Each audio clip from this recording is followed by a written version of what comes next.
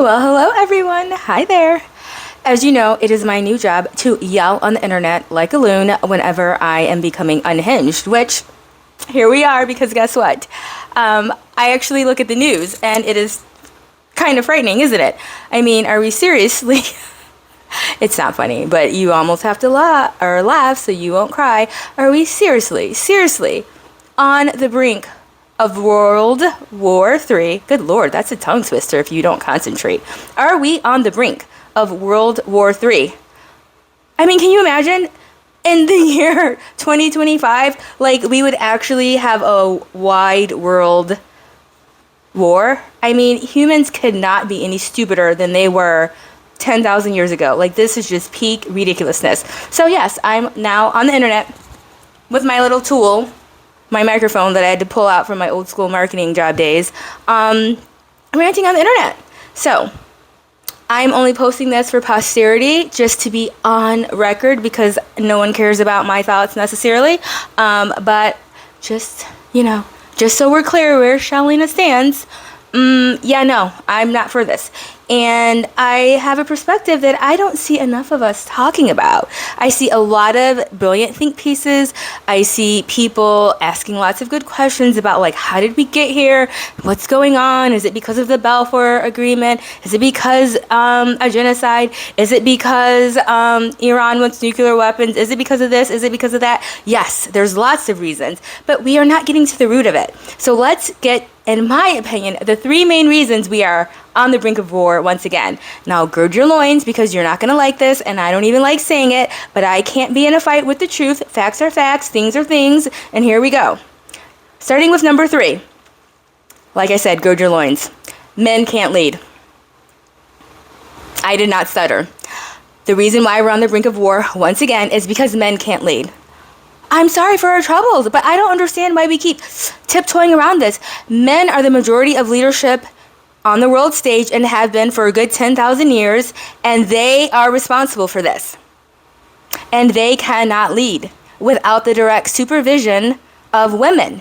They have no business leading. They are not the natural leaders. They have never, ever in the history of mankind been the natural leaders. And that is why it's constant mayhem, because men can't lead. They are not designed to lead. Their very design tells you what they're for. There's a reason why they are on balance, stronger physically than women and have more muscle mass than women, because they are our laborers.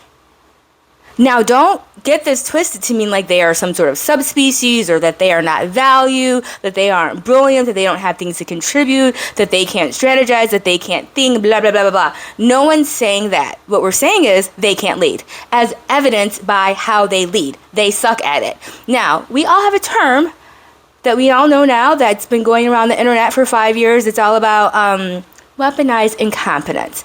It's great that we have a word for weaponized incompetence, and if you don't know what weaponized incompetence is, it's a term that we've come up for the fact that often men don't do really good at grocery shopping. Oh, they can't remember what to get at the grocery store. Oh, they don't clean properly. Oh, they don't load the dishwasher properly. And when I say them, to be fair, I'm talking about the male collective, because obviously there's many men who are great at these things, but we're talking about the male collective for the past several thousand years who don't actually want to do any sort of housework or caretaking, even though the women are now also working outside the home.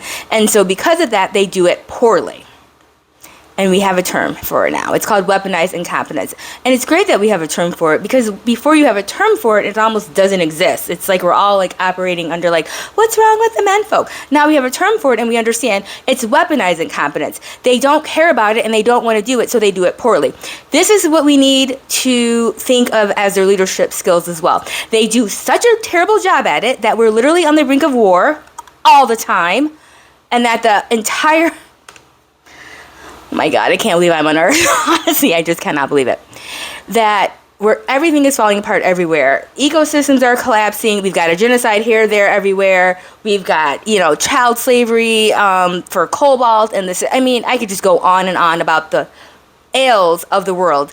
And who is at the helm of the world once again? It's been men, and it's been men for 10,000 years. So they had their chance. They've shown us how they do it. And let's just label this also weaponized incompetence. If they wanted to do it, and if they could do it, then they would do it. But they can't. Okay, so that's number 3. Like I said, it's nothing we want to hear, but why are we fighting with facts? Now this nuzzles up on another hard, this one's hard. This is really hard. Why are they leading anyway? One, that's a good question to ask, right? The other thing is, why are we on the brink of war again? Because of the Abrahamic religions. I said it, and once again, I did not stutter. And if you're like, oh no, but it's all 3 of them. All 3. Now, I grew up in a Christian doomsday cult that actually gave me really a lot of gifts, okay? And so I have a bias towards Christianity. I can admit that. I do. But Christianity, they all operate on the same frequency. They are all on the same frequency as there's one true God, and it's my true God, thus I can do what I want to you. I can dominate you. I can control you. I can subjugate you. I can steal your land. I can rape your women. I can make laws to subjugate you because my God told me I can. And my God told me, oh, I'm the chosen people. Okay. Or my God told me that you can't even convert to my religion. You can only revert to it because really that's what you always were, but you didn't even know it. I mean the hubris. Hubris, you know what I'm saying, whatever. I mean the arrogance, honestly. Or my God told me that I can thump you on your head and steal your land and wipe you out. Because that's what Christianity did in Africa. That's what Christianity does, and that's what it did in America. That's what it does everywhere. So yeah, they're all the same. They're just at different points of their mayhem.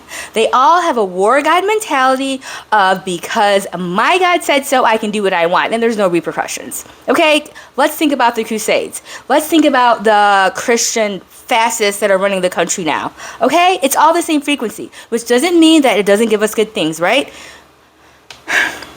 Doesn't mean there are not beautiful gems in the Quran. Beautiful gems in the Old Testament doesn't mean there aren't beautiful gems in the New Testament. Okay? That doesn't mean that. It doesn't mean that it doesn't provide a framework for morality. Well, guess what? There's other frameworks for morality. There was morality before the monotheistic religions ran around destroying the divine feminine and all the other religions. I can't believe I'm on the internet yelling about this. But like I said, I have to get it out. Okay?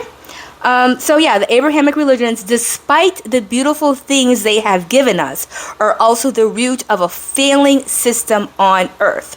Okay? They are the root of all Western civilizations. And the West runs the world right now. Yes, there's Asia over here. Yes, there's India. Well, that's part of Asia.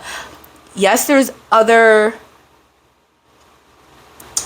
locus of power and other ways of doing things. But that's not what runs the world. We are in a capitalistic, Western central world view. And that has stemmed from Christianity, Judaism before that, and Islam running in parallel. I guess Islam would be the latest one. That is also sweeping. It is. It's on the upswing. I think actually Islam is growing faster than any other religion in the world. So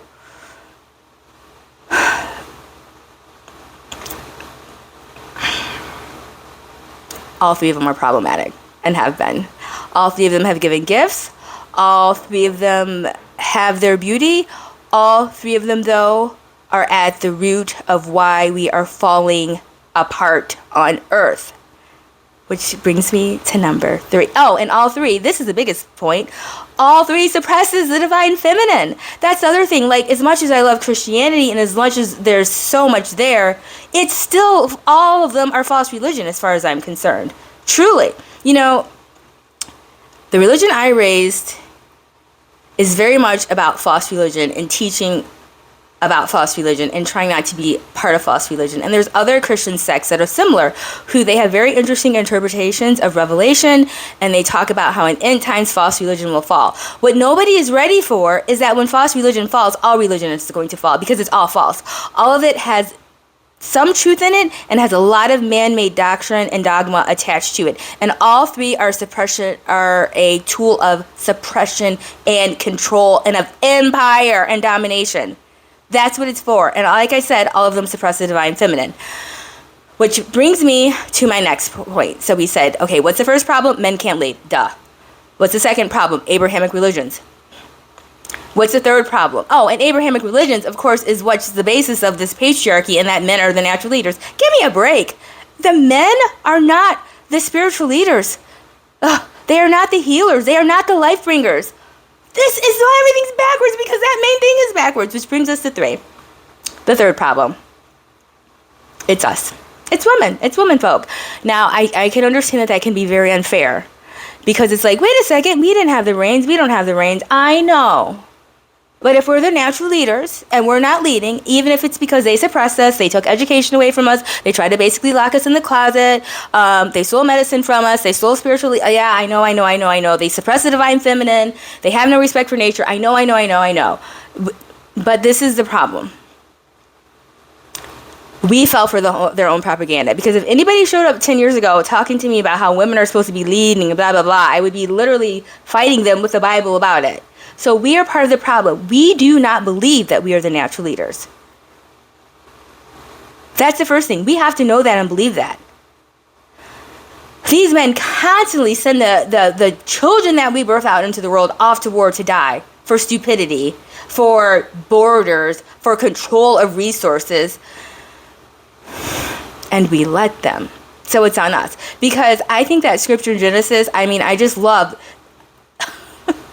I love how, to me, it's so clear, even as a kid, like immediately, one of the main stories of Genesis is about Adam being asked by so-called God, which was not God, but that's another video for another day, about why he ate that apple or that piece of fruit or whatever it was. And what does he do? He immediately blames Eve. He blames the woman.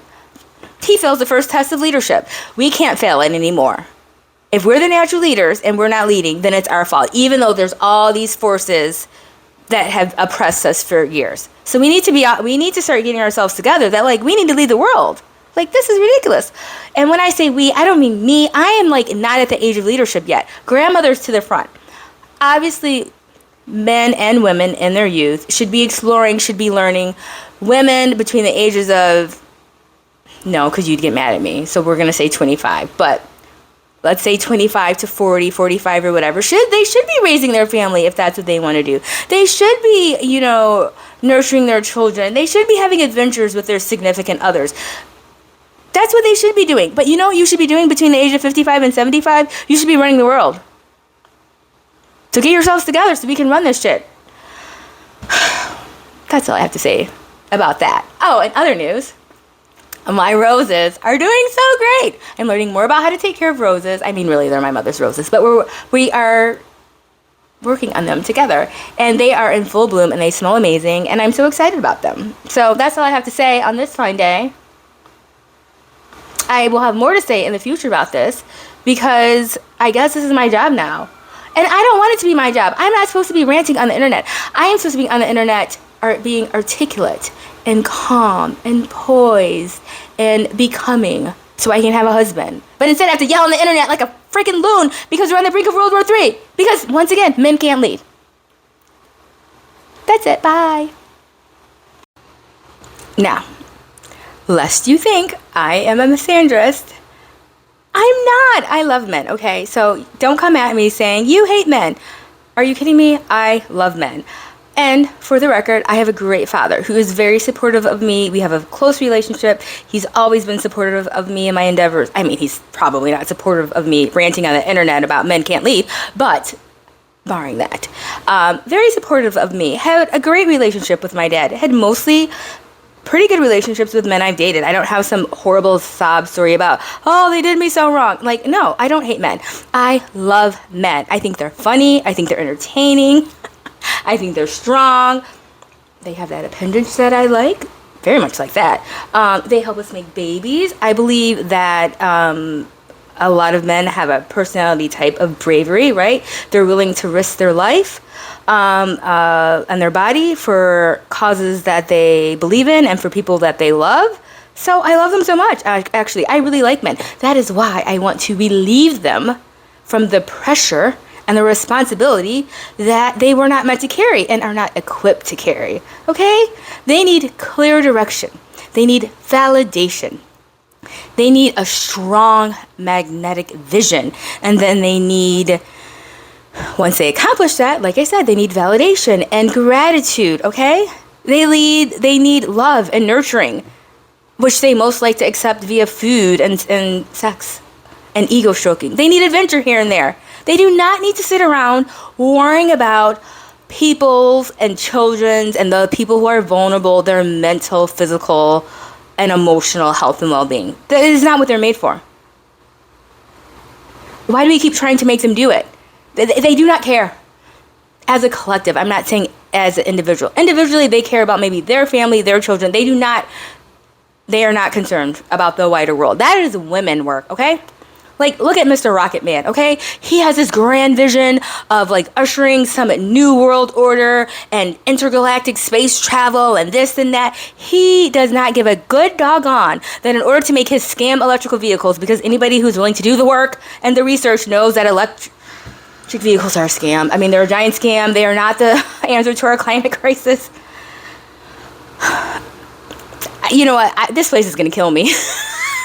But it's not just me, right? No one gets out of here alive. But anyway, he doesn't care. In his grand vision, that means he has to slave children all over the world to get his lithium and his cobalt. He doesn't care. He just cares about his vision. Because I guess that's not their job to care. They don't care. Why do we keep trying to make them care? They can't care. They don't care. They won't care. We care. That's women's work. Women's work, bringing forth life, nurturing it, protecting it, having a grand vision of the collective versus the individual. That's woman's work. So woman's got to do it. So anyway, the point was that I love men and I want to help them have a much better time on earth and get the type of love they need, which means we have to have them not lead anymore. Okay? They need to labor under clear directions. They can have input. No one's saying they shouldn't have input. They just can't be the final decision makers. Period. You know, it's kind of like I read about some indigenous culture, a lot of them actually, where, was it the Iroquois Confederacy? I don't remember. I have to tighten up. If I'm going to be on the internet, then I need to have my facts. I have all these facts always swirling around in my head, and so, but I don't have like it nailed down precisely. But anyway, there are indigenous cultures where the women council decided when to go to war. And that's how it should be. Men shouldn't be deciding to go to war. Who the hell gives them the decision? They don't make the people who get killed in the war. They don't birth them. They don't nurse them. They don't get to decide. The women decide. The women get together. They decide, okay, it's time for war. Then the men fight the war. But the men should not be calling for war. That's women work. Okay? That's it. Bye.